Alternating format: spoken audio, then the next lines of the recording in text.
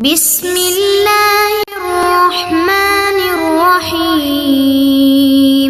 بسم اللہ الرحمن الرحیم۔ السلام علیکم ورحمۃ اللہ وبرکاتہ۔ عزیز طلباء، امید ہے بخیر و عافیت ہوں گے۔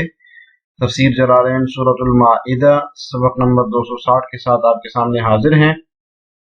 عزیز طلباء، اس کا سبق انشاءاللہ وقالت الیہود والنصارى نحن ابناء اللہ واحباؤہ سے لے کر آیت نمبر 19 واللہ علی کل شیء قدیر تک ہوگا۔ تو آئیے عزیز طلباء سبق کی ابتدا کرتے ہیں۔ اعوذ باللہ من الشیطان الرجیم، بسم اللہ الرحمن الرحیم۔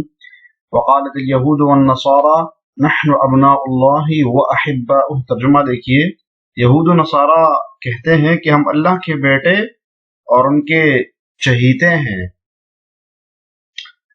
واحباؤہ اور ان کے چہیتے ہیں۔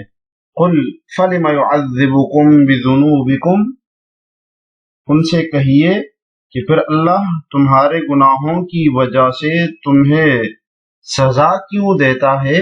بل انتم بشر ممن خلق، بلکہ تم ہی انہی انسانوں کی طرح انسان ہو جو اس نے پیدا کیے ہیں۔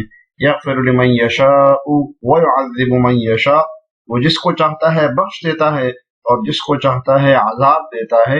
وَلِلَّهِ مُلْكُ السَّمَاوَاتِ وَالْأَرْضِ، آسمان اور زمین پر اور ان کے درمیان جو کچھ موجود ہے اس پر تنہا ملکیت اللہ ہی کی ہے۔ وَلِلَّهِ، اور اللہ ہی کی ہے، ملک السماوات والارض، آسمان اور زمین کی بادشاہت، وما بینہما، اور جو کچھ ان دونوں کے درمیان ہے، وَإِلَيْهِ الْمَصِيرُ، اور اسی کی طرف سب کو لوٹ کر جانا ہے۔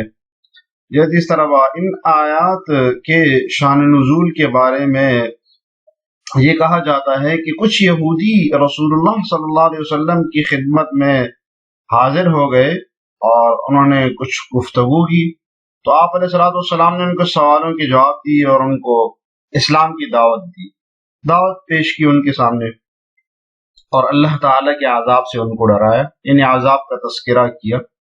اس پر یہودی بھی عیسائیوں کی طرح کہنے لگے۔ عیسائیوں نے بھی پہلے اس طرح کی بات کی تھی اور یہودی اس طرح کی بات کرنے لگے کہ آپ ہمیں کس چیز سے ڈراتے ہیں؟ بخدا اللہ کی قسم، ہم تو اللہ کے بیٹے ہیں اور اللہ کے چہیتے ہیں، تو وہ ہمیں عذاب کیسے دے گا؟ تو اس پر یہ آیت نازل ہوئی، وقالت الیہود والنصارى نحن ابناء اللہ واحباؤہ۔ در حقیقت یہود اور نصارہ نے اپنی نفسانی خواہشات کے مطابق تورات اور انجیل میں تحریف کی تھی، اور انہوں نے اللہ کے ذمے کچھ جھوٹے عقائد باندھے تھے۔ ان میں سے ایک یہ بھی باندھا تھا کہ ہم تو اللہ تعالیٰ کے بیٹے ہیں، ہم تو اللہ تعالیٰ کے فرزند ہیں، اس لیے وہ ہمیں عذاب نہیں دے گا۔ چنانچہ ان کے اس دعوے میں اللہ تعالیٰ نے آپ علیہ الصلوۃ والسلام کو مخاطب کر کے فرمایا کہ آپ ان سے کہہ دیجئے کہ اگر تمہارا یہ گمان صحیح ہے تو پھر اللہ تعالیٰ تمہارے گناہوں اور تمہاری نافرمانیوں کی وجہ سے تمہیں عذاب کیوں دیتا ہے؟ حالانکہ ہونا تو یہ چاہیے کہ باپ اپنی اولاد کو عذاب نہ دے، لیکن اللہ تعالیٰ نے تمہیں دنیا تمہارے اوپر قتل کا، ایک دوسرے کو قتل بھی کروایا، قیدی بھی بنایا، صورتیں بھی مسخ کی اور بھی عذاب دیے، تو تم خود یہ دعویٰ کرتے ہو اور یہ بھی کہتے ہو کہ آخرت میں ہمیں کچھ دن دوزخ میں ڈالا جائے گا۔ تو اب باپ کیا اپنی اولاد کو کچھ دن دوزخ میں ڈالتا ہے؟ ایسی بات نہیں ہے، تم تو عام آدمیوں کی طرح ہی ہو، اللہ تعالیٰ کی عام مخلوق کی طرح ہو، پھر بھی اگر نہیں مانتے ہو تو پھر آخرت میں اللہ تعالیٰ ہی کی طرف جانا ہے، وہاں تمہیں معلوم ہو جائے گا۔ تفسیر دیکھیے، وقالت الیہود والنصارى ای کل منہما، یعنی یہود اور نصارہ میں سے دونوں یہی کہتے ہیں نحن ابناء اللہ، کہ ہم تو اللہ کے بیٹے ہیں۔ کیا مطلب؟ ای کابنائہ فی القرب والمنزلۃ، یعنی ان کے بیٹوں کی طرح ہے، فی القرب قربت میں، والمنزلۃ اور منزلت میں، یعنی جیسے باپ بیٹے کو قریب رکھتا ہے ایسے قربت میں ہم ان کے بیٹوں کی طرح ہے، ہم ان کے قریبی ہیں، اور جیسے باپ کے ہاں بیٹے کا مقام اور قدر اور منزلت ہوتی ہے، ویسی بھی ہماری قدر و منزلت انہی کی طرح، اسی کی طرح ہے، اس لیے ہم ان کے بیٹے ہیں۔ حقیقت میں یہ ایسا نہیں کہتے تھے کہ ہم اللہ کے بیٹے ہیں، مطلب ہے کہ ہم ان کے بیٹوں کی طرح ہیں، جیسے باپ اپنے بیٹوں کو قریب رکھتا ہے اور ان کی قدر اور منزلت ہوتی ہے۔ وَهُوَ، اور وہ اللہ تعالیٰ کا ابینا، ہمارے لیے باپ کی مانند ہے، پھر رحمت و شفقت، رحمت میں اور شفقت میں، یعنی وہ ہمارے لیے، ہم ان کے لیے بیٹوں کے برابر ہیں اور وہ ہمارے لیے باپ کے بمنزلہ ہے۔ تو بیٹے جیسے قرب میں اور منزلت میں باپ کے قریب ہوتے ہیں، اسی طرح جیسے باپ ہوتا ہے وہ اپنے بچوں کے ساتھ رحمت اور شفقت کا معاملہ کرتا ہے، اسی طرح اللہ تعالیٰ بھی ہمارے ساتھ باپ کی مانند ہے، یعنی باپ نہیں ہے لیکن باپ کی مانند ہے۔ تفسیری مدارک میں لکھا ہے کہ تورات میں انہوں نے دیکھا کہ وہاں لکھا ہوا تھا یا ابنا احبار، تو اس کو انہوں نے جو ہے نا با کو کاف سے بدل دیا اور ابکارا یا ابنا ابکارا بنا دیا اس کو، تو اس لیے وہ کہنے لگے کہ ہم تو اللہ کی بیوی کے بیٹے ہیں، الیاذ باللہ، اور اسی سے کہنے لگے کہ نحن ابناء اللہ، ہم تو اللہ کے بیٹے ہیں۔ بعض حضرات نے اس کا مطلب یہ بیان کیا ہے، نحن ابناء اللہ کا مطلب کہ نحن ابناء رسول اللہ، کہ ہم تو اللہ کے رسولوں کی اولاد ہے۔ یہود جیسے کہتے اسحاق علیہ السلام کی اولاد میں سے تھے، تو کہتے تھے کہ ہم تو اللہ کے رسولوں کی اولاد ہے، اللہ تعالیٰ ہمیں کیسے عذاب دے گا؟ تو جواب دیا اللہ تعالیٰ نے، قل، آپ ان سے کہہ دیجئے، قل لہم، ان سے کہہ دیئے، یا محمد، جی مخاطب کا بیان، مخاطب کون ہے اس امر کا؟ نبی صلی اللہ علیہ وسلم، یا محمد صلی اللہ علیہ وسلم، آپ ان سے کہہ دیجئے، فلم يعذبکم، پھر وہ تمہیں عذاب کیوں دیتا ہے؟ بذنوبکم، تمہارے گناہوں کی بسبب، ان صدقتم فی ذالک، شرط کا بیان، ٹھیک ہے، یہ شرط مقدم ہے، جزا مؤخر، فلم يعذبکم جزا ہے اور شرط مقدم ہے، اگر تم سچے ہو اس میں، اگر تم اس میں سچے ہو تو پھر وہ تمہیں عذاب کیوں دیتا ہے؟ وَلَا يُعَذِّبُ الْأَبُ وَلَدَهُ وَلَا الْحَبِيبُ حَبِيبَهُ وَقَدْ عَذَّبَكُمْ فَأَنْتُمْ كَاذِبُونَ، اور کوئی والد، کوئی باپ اپنے بچے کو عذاب نہیں دیتا، وَلَا الْحَبِيبُ، اور نہ کوئی محبوب اپنے حبیب کو، اپنے جس سے محبت کرتا ہے اس کو عذاب دیتا ہے، وَقَدْ عَذَّبَكُمْ، حالانکہ اللہ تعالیٰ نے جو تمہیں عذاب دیا ہے، فَأَنْتُمْ كَاذِبُونَ، تو تم اس دعوے میں جھوٹے ثابت ہو گئے کہ تم اس کے بیٹے ہو، ایسا نہیں ہے۔ یہ صغرا کبرا اور نتیجہ بیان کیا ہے صاحب جلالین نے، طلبہ غور کیجئے، وَلَا يُعَذِّبُ الْأَبُ وَلَدَهُ وَلَا الْحَبِيبُ حَبِيبَهُ، یہ صغرا ہے کہ باپ اپنے بیٹے کو عذاب نہیں دیتا اور حبیب اپنے محبوب کو عذاب نہیں دیتا، صغرا ہے۔ وَقَدْ عَذَّبَكُمْ، حالانکہ اللہ نے تمہیں عذاب دیا ہے، یہ کبرا ہے، ٹھیک ہے، کہ باپ بیٹے کو عذاب نہیں دیتا اور تم کہتے ہو کہ اللہ تعالیٰ باپ ہے اور اس نے تو تمہیں عذاب دیا، فَأَنْتُمْ كَاذِبُونَ، تو یہ نتیجہ ہے کہ تم تو اس معاملے میں جھوٹے ہو گئے۔ جب اللہ تعالیٰ تمہیں عذاب دے رہا ہے تو اس کا مطلب ہے تم جھوٹ بول رہے ہو، ایسا نہیں ہے۔ اب اصل حقیقت کیا ہے وہ بتا رہے ہیں، بل انتم بشر، بلکہ تم تو، اصل حقیقت یہ کہ تم تو ویسے ہی انسان ہو، من جملت، تمام انسانوں میں سے، من خلق، جو اس نے پیدا کی، من البشر، انسانوں میں سے، مخلوق میں سے، تمام مخلوق میں سے جتنے بھی اللہ تعالیٰ نے پیدا کیے، تم عام انسان ہو، لکم ما لہم، تمہارے لیے بھی وہی ہوگا جو ان کے لیے ہے، وعلیکم ما علیہم، اور تمہاری اوپر تمہارے لیے بھی وہی سزا ہوگی جو ان کے لیے ہے۔ لکم ما لہم کا مطلب ہے کہ تمہارے لیے بھی وہی ثواب ہوگا جو عام مخلوق کے لیے ہے، اور تمہارے لیے بھی وہی عذاب ہوگا جو عام مخلوق کے لیے ہے، وعلیکم، تمہارے لیے بھی وہی عذاب سزا ہوگی، ما علیہم، جو باقی مخلوق کے لیے ہوگی۔ اس لیے تمہاری یہ بات غلط ہے کہ ہم اللہ کے بیٹے ہیں، اللہ تعالیٰ ہمیں کیوں عذاب دے گا؟ پھر عمومی قاعدہ بیان کیا، یغفر لمن یشاء والمغفرۃ لہ، اللہ تعالیٰ بخش دیتا ہے جس کو بھی چاہتا ہے، اپنی مغفرت، مفعول بھی کا بیان، جس کے لیے اپنی مغفرت چاہتا ہے اس کو بخش دیتا ہے، ويعذب من یشاء تعذیبہ، یہ مفعول بھی، اور عذاب دیتا ہے جس کو چاہے اپنا عذاب دے دیتا ہے، لا اعتراض علیہ، اس پر کوئی اعتراض نہیں کر سکتا، وللہ ملک السماوات والارض وما بینہما، اللہ تعالیٰ ہی کی بادشاہت ہے آسمان اور زمین میں اور جو کچھ ان دونوں کے درمیان ہے، وإلیہ المصیر، اور اسی کی طرف لوٹ کر جانا ہے، المرجع، مصیر کا معنی اسی کی طرف لوٹنا اسی کی طرف ہے، یعنی کہ مصدر ہے۔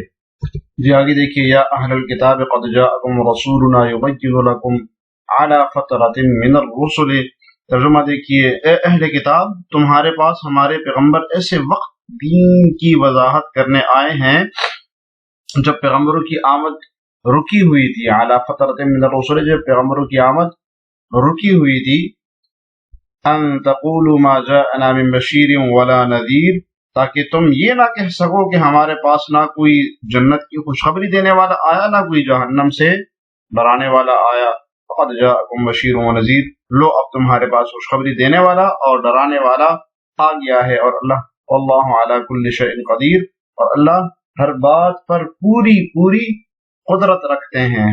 اب اس کے بعد فرمایا کہ اہل کتاب تمہارے پاس ہمارا رسول آیا ہے اور واضح پیغام لے کر آیا ہے، اور اس کی آمد ایسے وقت میں ہوئی ہے جب رسولوں کے آنے کا سلسلہ ایک لمبے عرصے تک موقوف تھا، چونکہ عیسیٰ علیہ السلام کے بعد انبیاء کا سلسلہ موقوف ہو گیا تھا، اس پر ہم ابھی بات کریں گے۔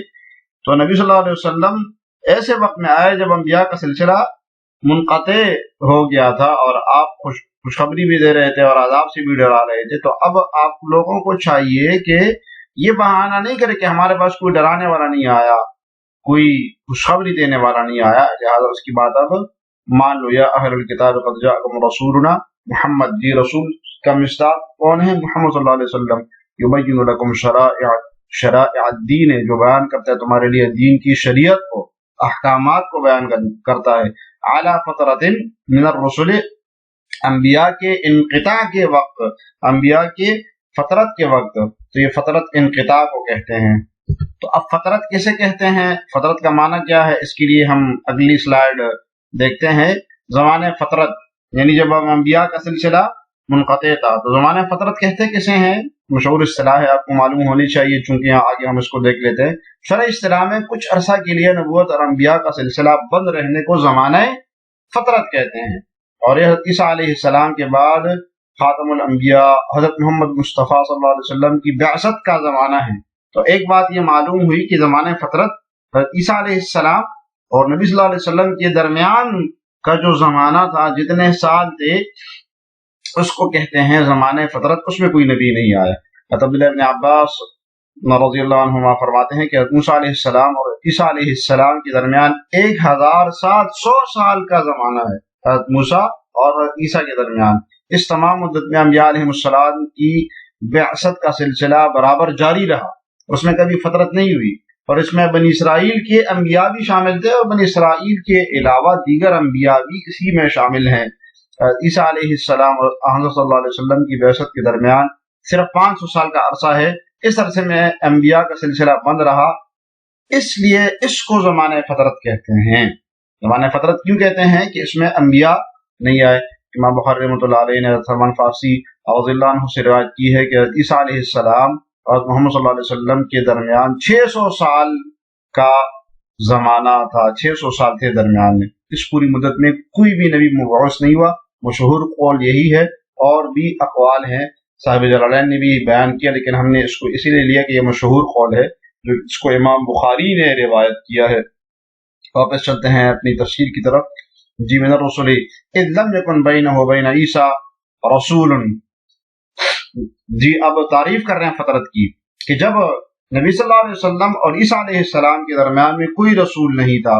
مدت ذالک، اب اس کی مدت کتنی ہے اس میں اختلاف ہے، اس کی مدت 569 سنۃ، 569 سال ہے، 569 569۔ صاحب جلالین کی تفسیر کے مطابق نبی صلی اللہ علیہ وسلم اور عیسیٰ علیہ السلام کے درمیان میں 569 یعنی 570 سال کا زمانہ ہے۔ جی ان تقولوا اللہ تقولوا، اشارہ ہے کہ لا یہاں پر معذوف ہے تاکہ تم یہ نہ کہہ سکو اذا عذبتم، جب تمہیں عذاب ہو، ما جاءنا من زائدہ، کہ نہیں آیا ہمارے پاس، جی من زائدہ یہاں پر بشیر، ان کوئی خوشخبری دینے والا، ولا نذیر، اور نہ کوئی ڈرانے والا، قد جاءکم، البتہ تحقیق آ گیا اب تمہارے پاس، خوشخبری دینے والا بھی اور ڈرانے والا بھی، فلا عذر لکم اذن، اب تمہارے پاس کوئی عذر نہیں ہے۔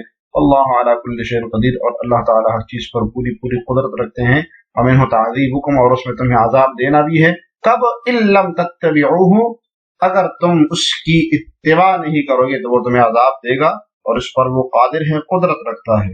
یہ جس طرح آج کے سبق سے متعلق سوال یہ ہے کہ فترت کیسے کہتے ہیں؟ زمانہ فترت کے بارے میں آپ نے پڑھا تو جواب کمنٹس میں ضرور لکھیے گا۔ اللہ تعالیٰ ہمیں یہ جلالین پڑھنے سمجھنے کی توفیق عطا فرمائے۔ السلام علیکم ورحمۃ اللہ وبرکاتہ۔